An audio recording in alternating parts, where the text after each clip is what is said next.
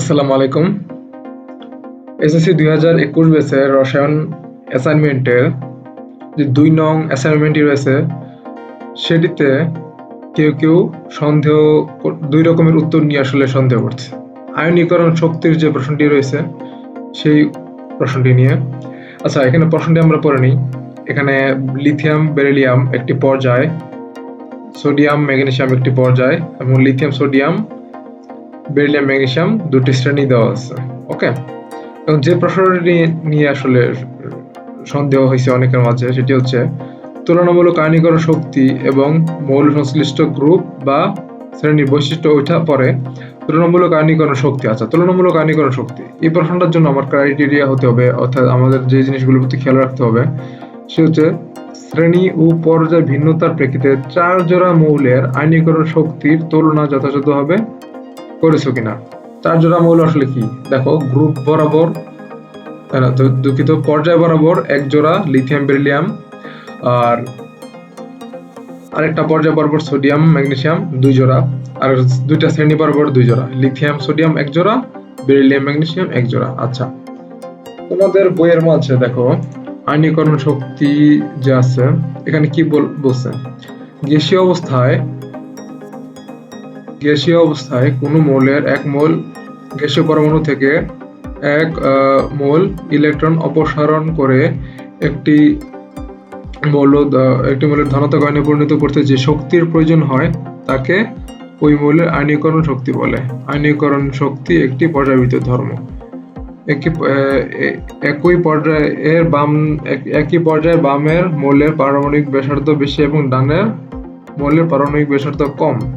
পারমাণবিক ব্যাসার্ধ কমলে আয়নীকরণ শক্তির মান বাড়ে, পারমাণবিক ব্যাসার্ধ বাড়লে আয়নীকরণ শক্তির মান কমে। আচ্ছা, তাহলে এটা থেকে আমরা বলতে পারি কি, দেখো লিথিয়াম বেরিলিয়াম, প্রথমে আমরা কি জানি কোন একটি পর্যায়ের বাম দিক থেকে যদি ডান দিকে যাই তাহলে ইলেকট্রনের যে শক্তি স্তর সংখ্যা তা কিন্তু বাড়ে না। শক্তি স্তরের সংখ্যা না বাড়ার কারণে আমাদের সর্বশেষ শক্তি স্তরের ইলেকট্রনগুলো নিউক্লিয়াস কর্তৃক শক্তিশালী বা প্রবলভাবে আকর্ষিত হতে থাকে।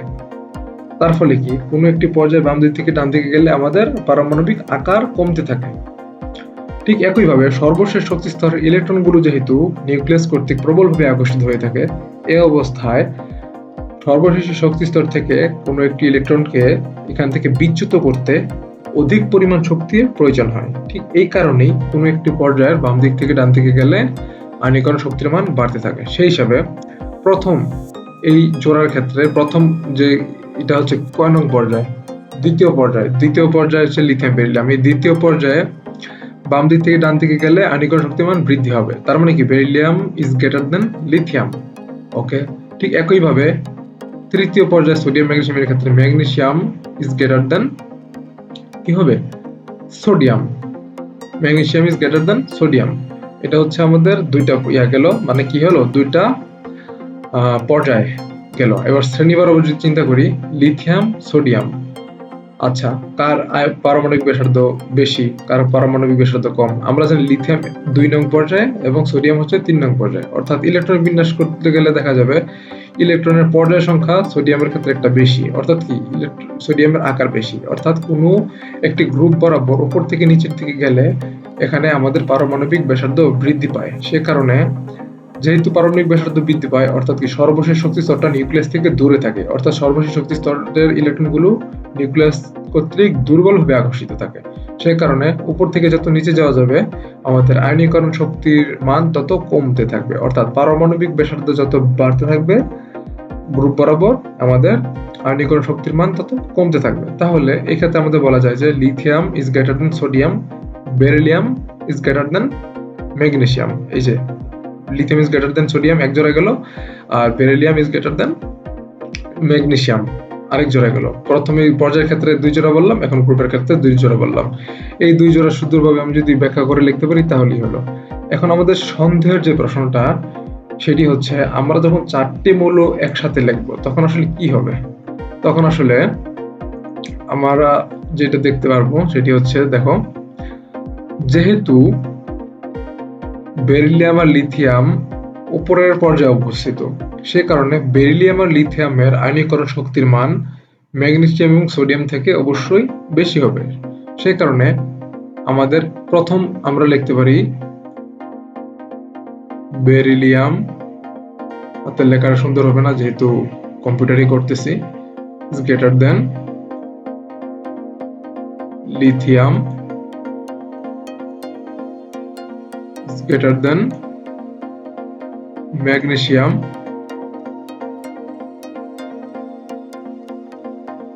is greater than sodium। ঠিক আছে, এটা হবে। কিন্তু তোমাদের মধ্যে অনেকেই দেখলাম যেটা করতেছো সেটা হচ্ছে beryllium is greater than lithium, দুঃখিত, beryllium is greater than magnesium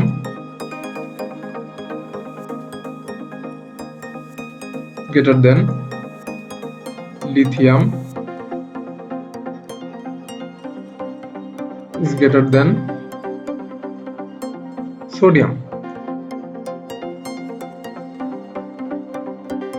আচ্ছা, তাহলে কোনটি আসলে সঠিক হবে? এখন তোমাদেরকে যদি দেখাইতে চাই তাহলে শেষ পর্যন্ত তোমাদের যে বই, এই বই অনুসারে আসলে এই লজিকটাই খাটে।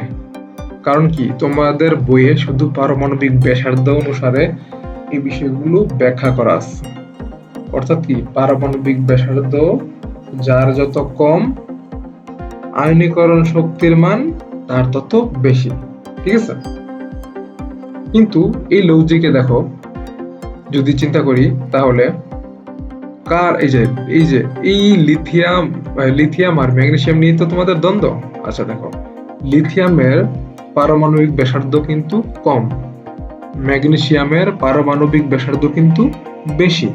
ঠিক আছে, কারণ লিথিয়াম হচ্ছে আমার 2 নং পর্যায়ে অবস্থিত, ম্যাগনেসিয়াম হচ্ছে 3 নং পর্যায়ে অবস্থিত। তাহলে এখন আমি কি করব? কিন্তু সেই অনুসারে কিন্তু আমার যেহেতু লিথিয়ামের ব্যাসার্ধ কম, সেই কারণে লিথিয়ামের আয়নীকরণ শক্তি বেশি হওয়ার কথা, কিন্তু আমরা অনেকেই ম্যাগনেসিয়ামের আয়নীকরণ শক্তি বেশি লিখছি। ঠিক আছে, যে আমরা যে এটা যারা লিখছি তাদেরটাই আসলে সঠিক, অরিজিনালি সঠিক, কিন্তু তোমাদের মাধ্যমিক লেভেলের জন্য এইটাই সঠিক। ঠিক আছে, মাধ্যমিক লেভেলের জন্য এই জিনিসটা মূলত উচ্চ মাধ্যমিক লেভেলের, তোমরা যখন কলেজে উঠবা তখন এই জিনিসটা তোমরা বুঝতে পারবা কেন। ঠিক আছে, আচ্ছা এখন আমি সংক্ষেপে একটু আলোচনা করি। বেরিলিয়ামের যে ইলেকট্রন বিন্যাসটা দেখতে পারবে, সর্বশেষ শক্তি স্তরে আছে আমার 2s2 সর্বশেষটা লিখতেছি। আচ্ছা, বেরিলিয়ামের হচ্ছে 2s2, তারপরে লিথিয়ামের আছে হচ্ছে আমাদের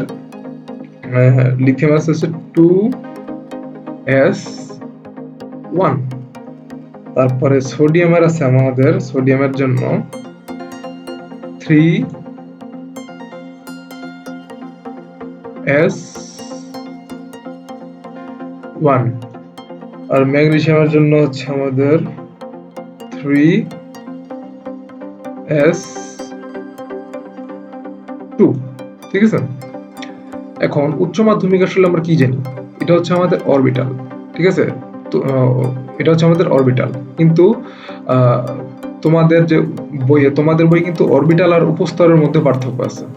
তোমাদের বই অনুসারে এই এসপি, এই যে যা আছে এসপিডিএফ, এটা হচ্ছে তোমাদের অরবিটাল বা উপস্তর, কিন্তু তুমি যখন উচ্চ মাধ্যমিকে যাবা তখন তোমাদের উপস্তর হচ্ছে এসপিডিএফ আর অরবিটাল হচ্ছে তোমাদের পি এর যেমন আছে পিএক্স, পিওয়াই, পিজেড, এটা হচ্ছে তোমাদের অরবিটাল। আর তারপর ডি আছে DX, DXY, DYZ, DXZ, DXZ কমেন্স এক্স ওয়াই, এগুলো যা আছে আর কি, ওগুলো হচ্ছে তোমাদের অরবিটাল। আচ্ছা, ওগুলোতে আমি না গেলাম। এখন তোমাদের হিসেবে বলি, কোনো একটি অরবিটাল যদি তার ইলেকট্রন দ্বারা পূর্ণ থাকে, মানে দেখো এই এস অরবিটালে ইলেকট্রন কটা আছে? 2টা, ধারণ ক্ষমতাও কত? 2টা। ঠিক আছে, এখন এখান থেকে, এটা হচ্ছে বেরিলিয়ামের ক্ষেত্রে, ইলেকট্রন সরাই নিতে আমার অনেক শক্তির প্রয়োজন। সেই জন্য এটা স্বাভাবিকভাবেই এই 2s1 এর যেটা আছে এটা থেকে আয়নীকরণ শক্তি বেশি হবে। কিন্তু আমার ম্যাগনেসিয়ামের ক্ষেত্রে ছিল 3s2, ঠিক আছে? দেখো 3s2 আর লিথিয়ামের ক্ষেত্রে দেখিত দাঁড়াও, হ্যাঁ ম্যাগনেসিয়ামের ক্ষেত্রে ছিল এটা ছিল আমার ম্যাগনেসিয়ামের ক্ষেত্রে, আর আমার দাঁড়াও, আর আমার ছিল লিথিয়ামের ক্ষেত্রে ছিল আমাদের কোনটা, 2s1। আচ্ছা, এটা হচ্ছে আমাদের লিথিয়াম। দেখো, যদিও পারমাণবিক আকার কার বেশি, ম্যাগনেসিয়ামের বেশি, ঠিক আছে, কিন্তু ম্যাগনেসিয়ামের যে s অরবিটালটা পূর্ণ ইলেকট্রন দ্বারা পূর্ণ আছে, মানে দুইটা ইলেকট্রন নেওয়ার কথা, দুইটাই এটার মধ্যে আছে। সেই কারণে এইখান থেকে ইলেকট্রন সরানো প্রচন্ড কষ্ট হবে, প্রচন্ড শক্তির প্রয়োজন হবে। আর এখানে লিথিয়ামের ক্ষেত্রে আমার ইলেকট্রন আছে কয়টা, সর্বোচ্চ শক্তি স্তরে একটি ইলেকট্রন, যদিও পারমাণবিক ব্যাসার্ধ কম, কিন্তু এই একটি ইলেকট্রনকে সে সহজেই সরিয়ে ফেলতে পারে। সেই কারণে লিথিয়ামের পারমাণবিক যে ব্যাসার্ধ সেটি কম হওয়ার কারণেই লিথিয়ামের আয়নীকরণ শক্তির মান কি হবে, লিথিয়ামের আয়নীকরণ শক্তির মান কম হবে। এটা হচ্ছে তোমাদের অরিজিনালি যেটা আমাদের, কিন্তু তোমাদের মাধ্যমিক লেভেলের জন্য তোমরা যে জিনিসটুকু শিখবে সেটি হচ্ছে যার আকার সব থেকে কম তার আয়নীকরণ শক্তির মান সব থেকে বেশি। সেই লজিক অনুসারে beryllium is greater than lithium, greater than magnesium, greater than sodium. এই উত্তরটাই তোমাদের জন্য পারফেক্ট হবে, ঠিক আছে? এই উত্তরটাই তোমাদের জন্য পারফেক্ট হবে। আর অন্য কেউ যদি ওই ব্যাখ্যাটা দাও, হয়তো তোমাদেরকে নাম্বার দিবে না, কেন, তোমরা তো জিনিসটা সঠিক লিখছো, ঠিক আছে?